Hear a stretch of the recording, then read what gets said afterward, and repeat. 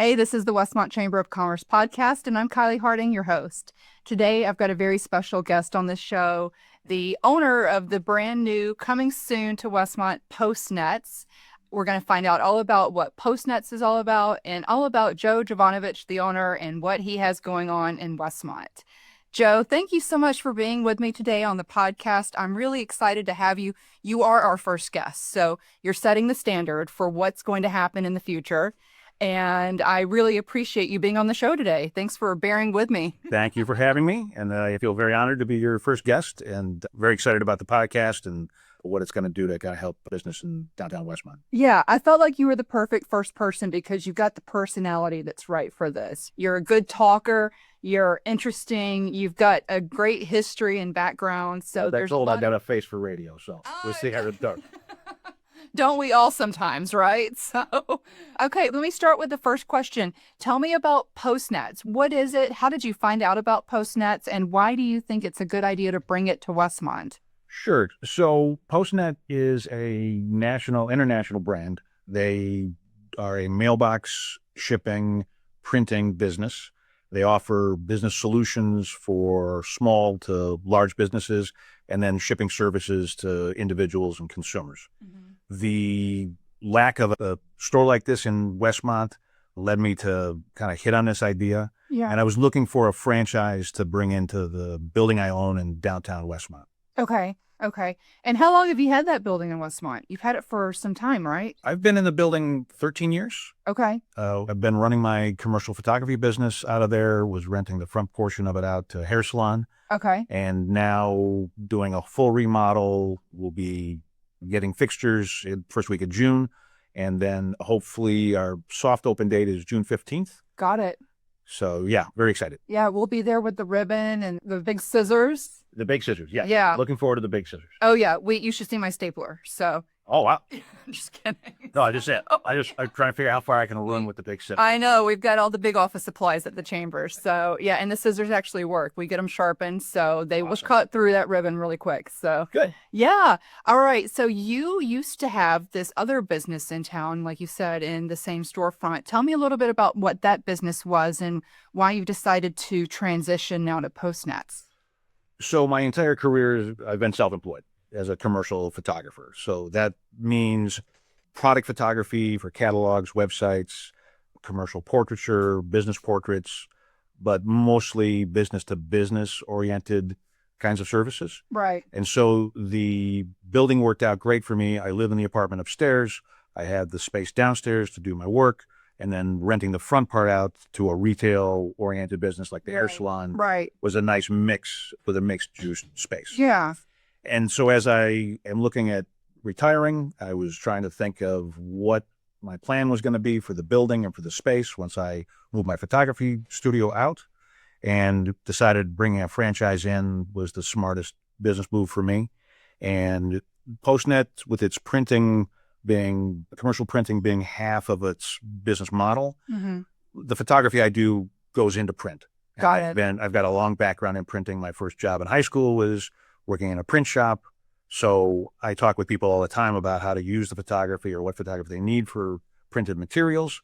So I've got a good understanding of that end of the business. Right. And I send mail and I receive mail and ship a package every once in a while. So figured I could get up to speed on the shipping aspects of the business pretty quickly. Right. And so I was really lucky to find this franchise.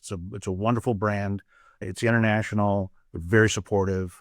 They allow me to kind of specialize in whatever services the community starts to demand. Okay. So if there's a bigger demand for rental mailboxes, that I can expand that. We offer a virtual mail service, which is pretty interesting. There may be a big demand for that. I can scale that to what I want. The printing, commercial printing, I might become the Western Suburbs menu specialist if that's what the demand is. Or it can be business cards or direct mail to individual households or door hangers. And I'll be able to move into any of those areas and specialize and expand on those things based on what the community is looking for. That's great. It sounds like you have a good idea of how to get that business started and going.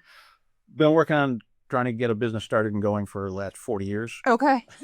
So most all of those entrepreneurs would say the same thing. Right. All the basic skill sets of understanding you're going to have to balance marketing with production and finances and structuring loans and fixing things around the shop and buying new equipment and finding staff to help. And all those things apply to all small business. Right. Yeah.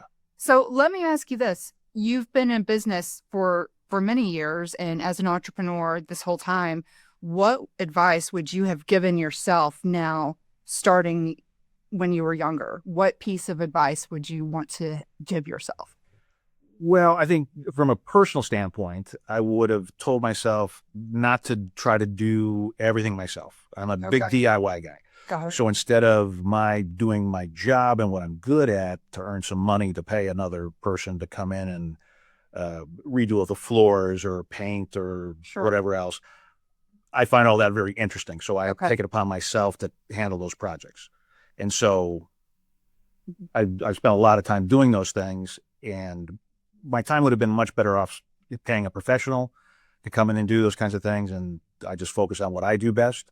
And then all of my projects would be done. Yeah. They wouldn't be sitting around half finished. Yeah. But for the business aspect of it, if you're starting your own business, I would say the most important thing to realize is you have to know a little bit or a lot about every aspect of running a business, from what the state needs for as far as licensure or taxes or permits or fees, what your demographic is for your customers, what they're going to want when they start coming in, what kind of support do you need, what kind of staffing, how do you handle your money, do you need to take out a loan, do you want to rent for a while, do you want to buy right away? There's a lot of these things you have to be familiar with enough to make sure that you can make quick, smart decisions on the fly. So it's a lot of education. It is. Talking to lots of people who've already done it, get lots of advice, realize 80% of everybody's advice has got some merit and 20% doesn't apply to you. Sure. But, advice is free. So it is. And everybody's happy to give you their advice. And that's what you have to do, is figure out what a part of that is applicable to you for your business and let the rest of it go. I was very fortunate. When I came out of college with a degree in photography, I found amazing photographers to be an assistant for. That's great. I got to see how their operations run. They gave me advice. They would loan me equipment. They would help me with my projects. I always felt like I had that support and mentorship. Right. And so if you can find a mentor, if you can find somebody in a similar field or in a similar situation, I would contact them and try to spend time with them and learn what they've learned and use that information moving forward. I find that so important, being a mentor and also finding mentees that you can lead as well. Have you had that in your career where you had somebody that you've been a mentor to? Yeah, I mean, I try to do that for everybody that comes into my shop. It's I in the past have hired a lot of photo assistants. Okay. So these are photographers who are trying to get their own businesses running. They're trying to figure out exactly what part of the photographic marketplace they want to be in. Right. How do they get going? When do they start? How do they price things? What kind of equipment should they buy? And so I try to be available for all of that and offer them not only my advice, but my support and my studio if need be, or some equipment if need be, and try to return the favor that I've been given by dozens of different photographers over the years. Yeah. That's great. I mean, I commend you for doing that. So I want to pivot back to something you had said earlier. You said you live above your office, and I was going to ask you about that. What is it like living in downtown Westmont? Well, when I was in the city, I had my first studio was in a horrible little loft building in Pilsen, and I slept in the corner, and it was very bohemian and very edgy. Big freight elevator. I would ride my motorcycle into the freight elevator and then down the hallway. Very romantic idea. Right. But hot water 2-3 days a week, maybe. Oh. Heat most of the time in the winter. No air conditioning. But fun. At that age, it was fantastic. But the live workspace is really popular with commercial photographers. Right. I am having the ability to work late in the evening, to be able to wait for your film to come back from the photo lab back in the day, and pick up and continue again. So when I was looking for my studio space in the suburbs, there's just not a lot of loft buildings. There's not a lot of places where you can live and work based on zoning. And so I was super fortunate to find this property that had the retail space downstairs and the apartment upstairs. Wonderful owners who helped arrange financing for me so I could get in and afford to buy the building. Yeah. And it happened to actually be a photo studio before I got it. So it had been vacant for several years, but was a neighborhood wedding photography studio and photo lab. And so they were very excited to have another photo business in the building. And that's great. Yeah, so I lucked out. And my comment with people go, "Oh, your commute's so short."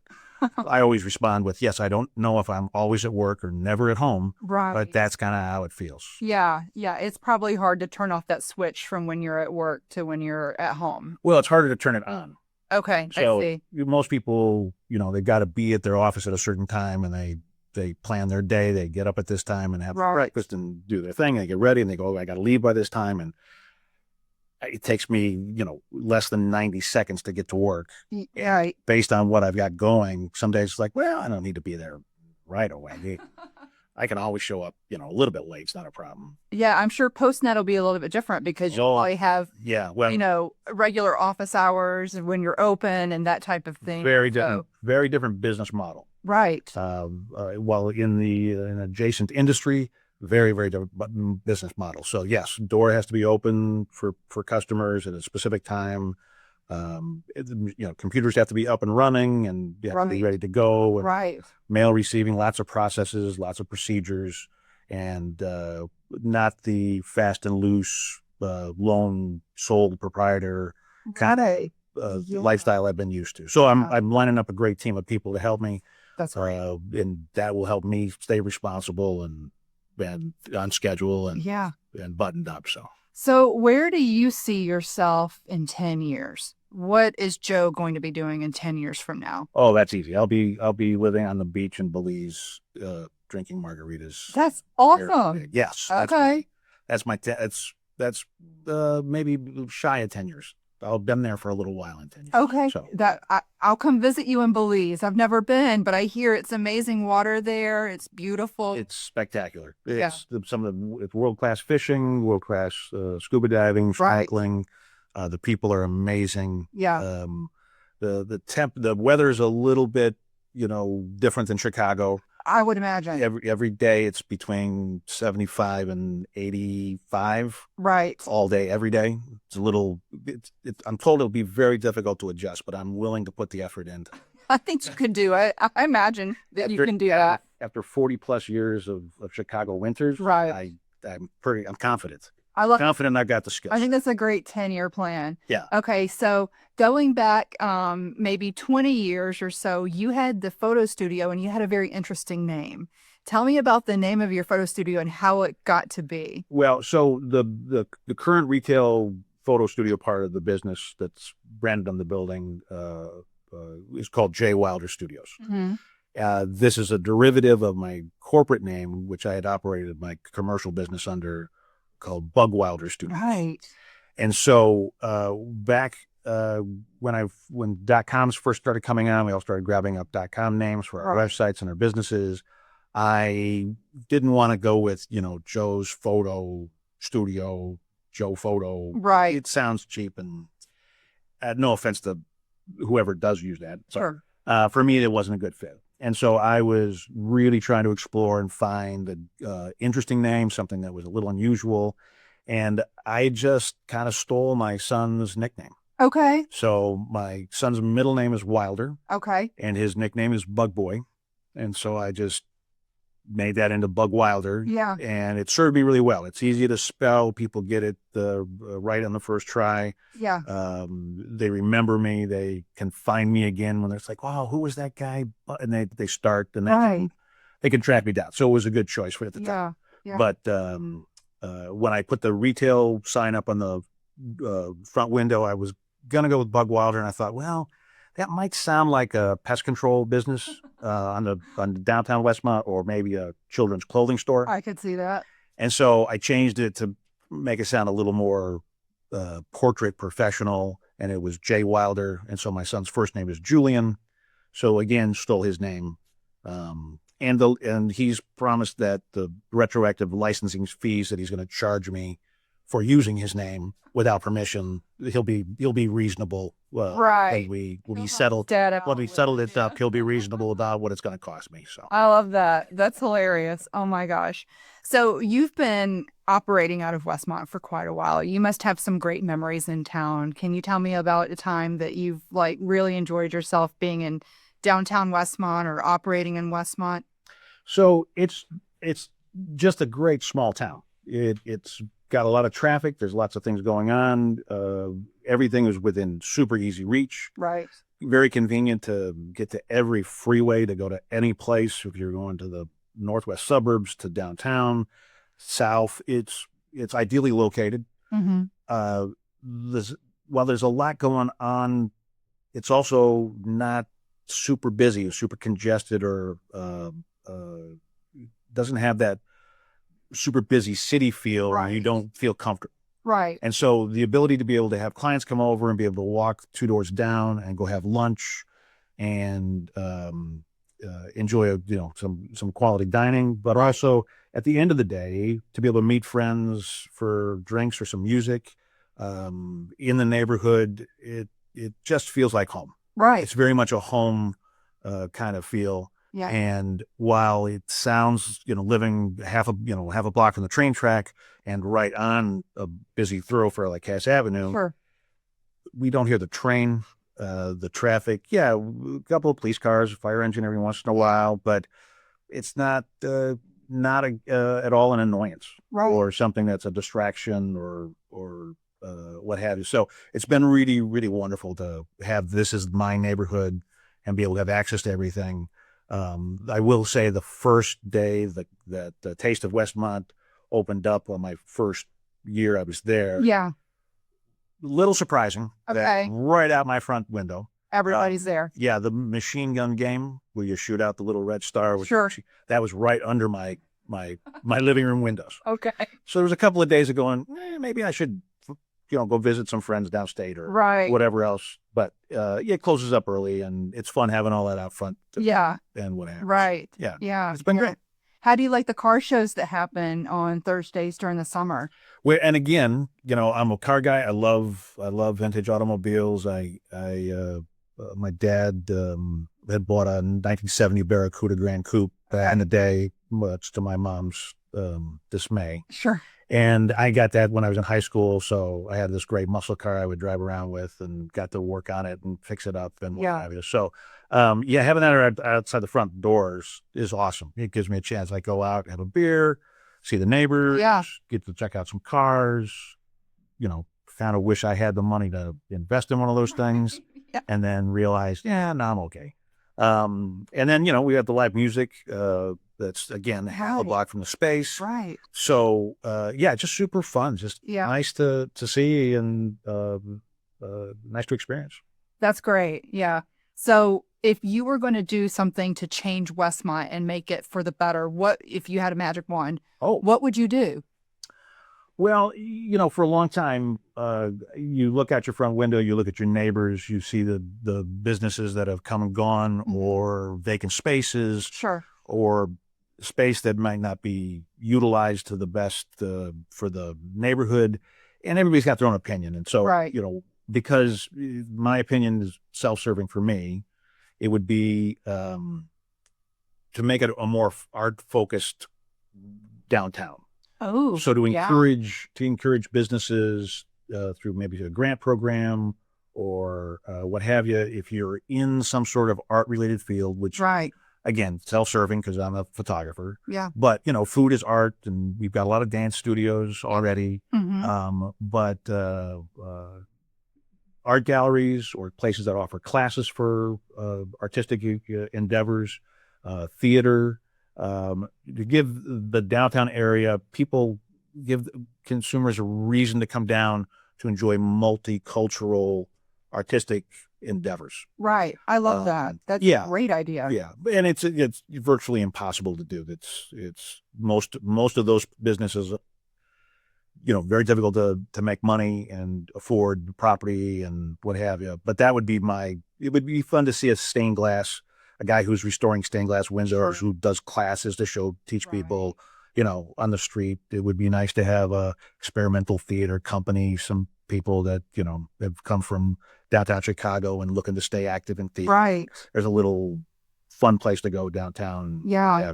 Yeah, that's great. That's great. So let's talk a little bit about the chamber. So you are a relatively new chamber member, and you've joined it because you're about to open Postnet.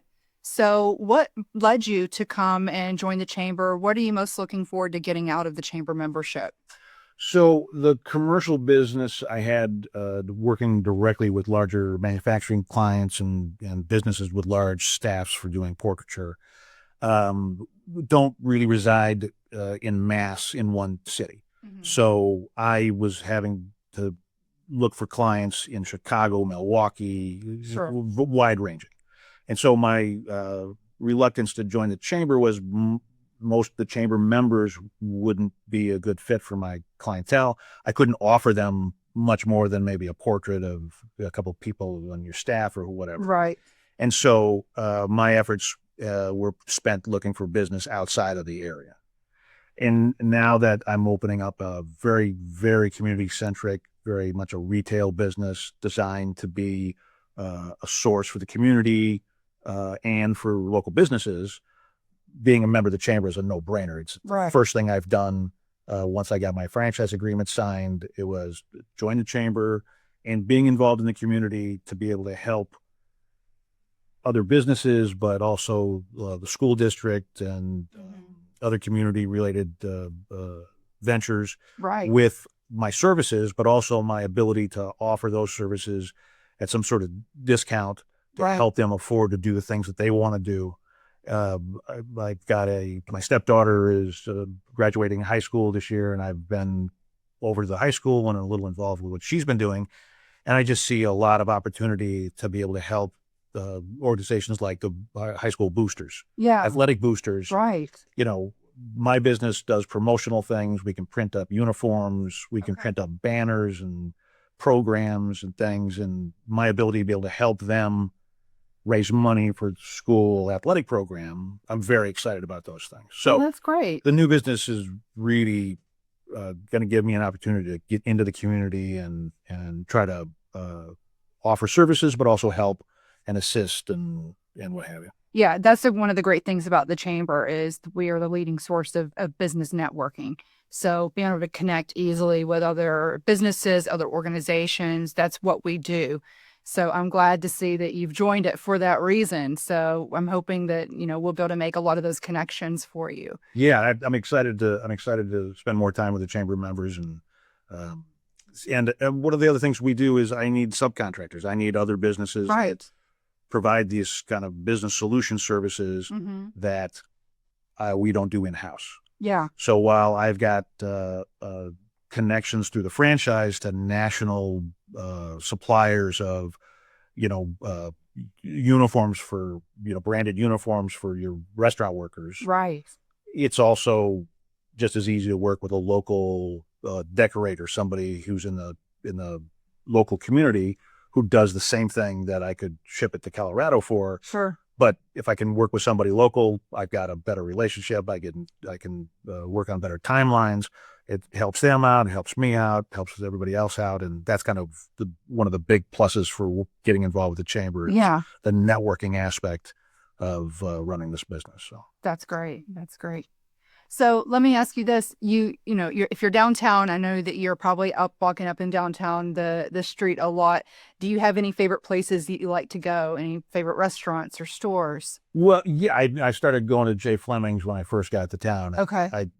John and I, the owner, we've got an arrangement. I just walk in and go, I need the usual. Sure. He brings me the best hamburger, and it's a hamburger medium rare with cheddar cheese, and he'll put green olives on it for me, which is green olives. Okay. Yeah, it's a thing I That's got. the Joe special. Well, I got that from Carson's down in the city back. Okay. But I'm just crazy about this combination. And he's got it figured out. The guys from the grill know exactly how I like it done.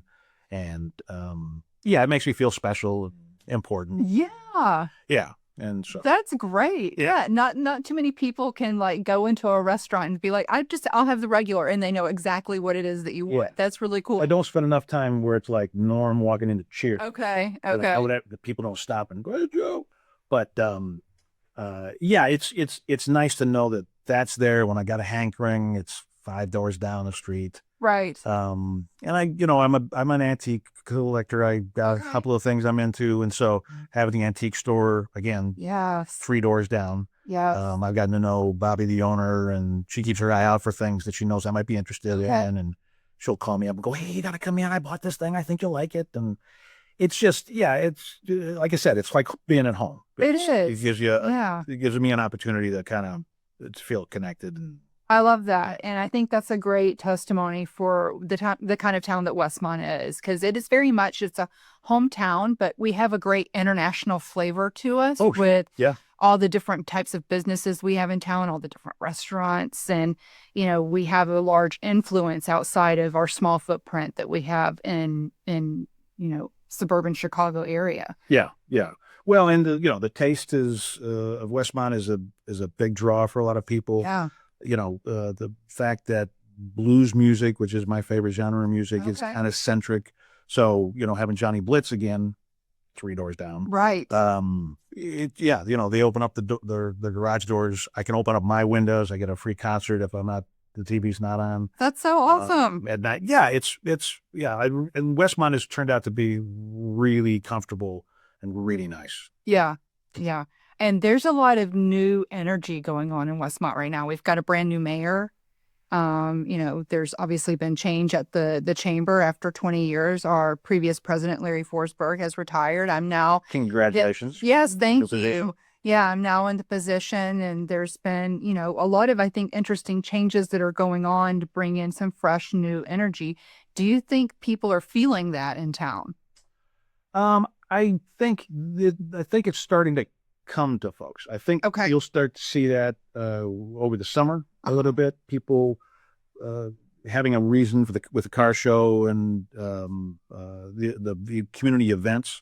I think people will start to notice the change and start to notice that things are a little newer, a little fresher. Right. What have you. And again, I haven't had a retail business. I don't have a lot of direct contact with the neighbors. Yeah. I mean, I've met a lot of them. When I had my dog, I would go for a walk in the neighborhood and I got to say hi to everybody. Sure. But really looking forward to being in a position where the neighborhood's coming in and I get a chance to say, "Hey, how's it going? What do you do? Yeah. What's Find out happening?" about people.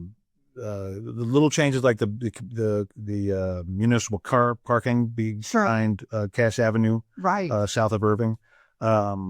Big change, and starting to see people starting to use that for coming to businesses on Cass.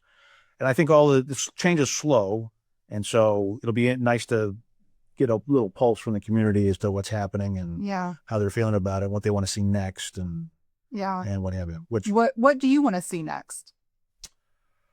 Oh, I've been so preoccupied with this business. I just want to see the paper off the front window. Got it. Door open. Yeah, we're excited about that too. Yeah, we're excited about that too. And I just yesterday bought a vehicle for the business that I'm going to have branded, and I'm very excited about it. It'll be parked out in front during the car shows. Right. And so, again, really, I'm super excited about what's going on because I've got a lot of things changing with me. Yes. And so, getting open, that's kind of my only thought at the moment. I know. I'm sure it's exciting. It's probably a little scary, but it's probably mostly just the apprehension of like, when I get this open, how many people are coming in? What are the services they're looking for?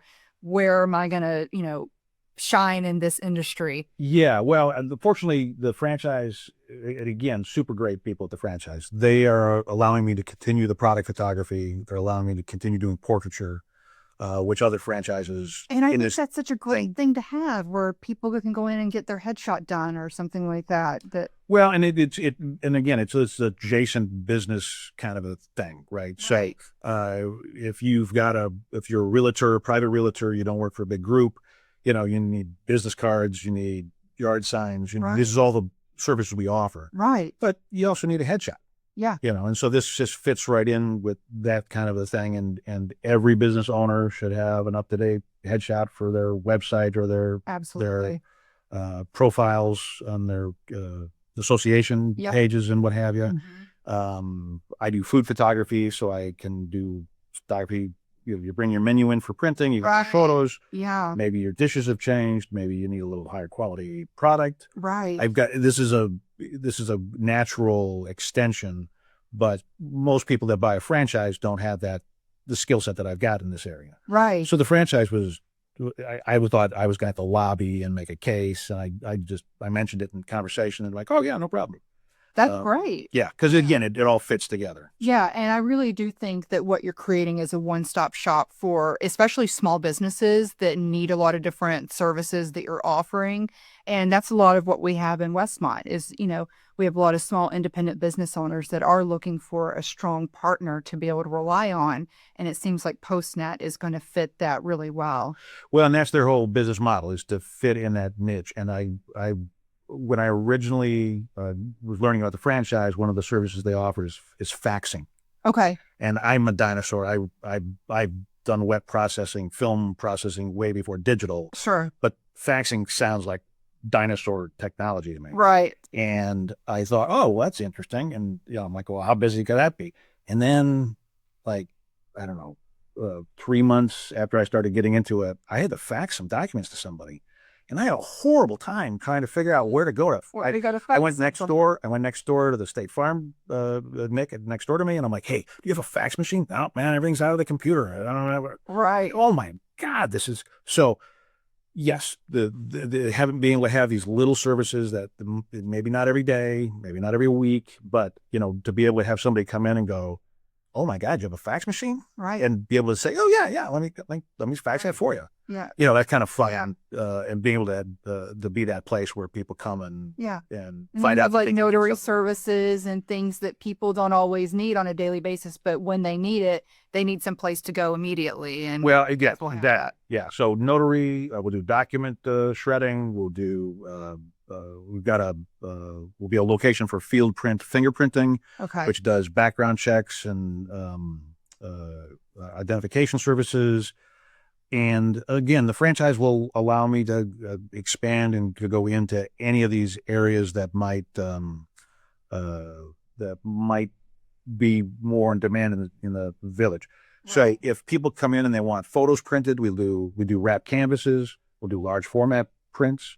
And if that's kind of a thing, and people are doing that, I can invest in different equipment to do more photo services. Right. I'm looking to offer some Photoshop training, some photo retouching training, some photography classes, just as a way of getting involved in the community. But if this is the demand, that this is what people want, I can do more of that. And I've got the flexibility to service the community as best as I can with what they need. So. Well, the class idea and teaching people how to do some of these things sounds like that could be a really fun way to meet even more people. Sure. And I love doing that. I love, because like I said before, my mentors shared there were no secrets. Sure. They're happy to tell me how to do things and how to solve problems and what have you. And so returning that and giving back in that way, I'm very excited about those possibilities. Yeah. So. Yeah. Well, we're almost at the end of our time for the podcast today. I really appreciate you being on it. Before we go, any last thing that you wanted to say or anything I haven't asked you that you want to talk about? No, I think this is going to be a great vehicle to help people understand what's going on in the village and what's going on with the businesses. Right. And looking to help in any way I can. If there's you need a remote location, you want to do something someplace else, if I can help out with that, let me know. Okay. And very honored to be your first guest, and look forward to seeing who else comes in and how this whole thing goes. Yeah, well, hopefully it wasn't too scary. And you've done a great job. You've done a great job telling us all about Postnet and your past experience. I really appreciate your time. So. My pleasure. My pleasure. Yeah, I've been happy to get my message out about the new business, and happy to help you launch this new thing with the villages. You try to make some changes, and looking forward to a great partnership. Yeah. With the Chamber of Commerce. Well, it's all about, we have a great community, and it's about elevating the voice of the community and making sure that everyone outside of Westmont knows about what's going on in Westmont, how great we are, the resources that we have, and the people inside of Westmont that are really what make it special. Sure. Yeah. And I think this is a good way to do that. And I wish you all of continued success. Thank you. Well, with that, we're going to close out our very first podcast here on behalf of the Westmont Chamber of Commerce. I really appreciate all of you listening and watching.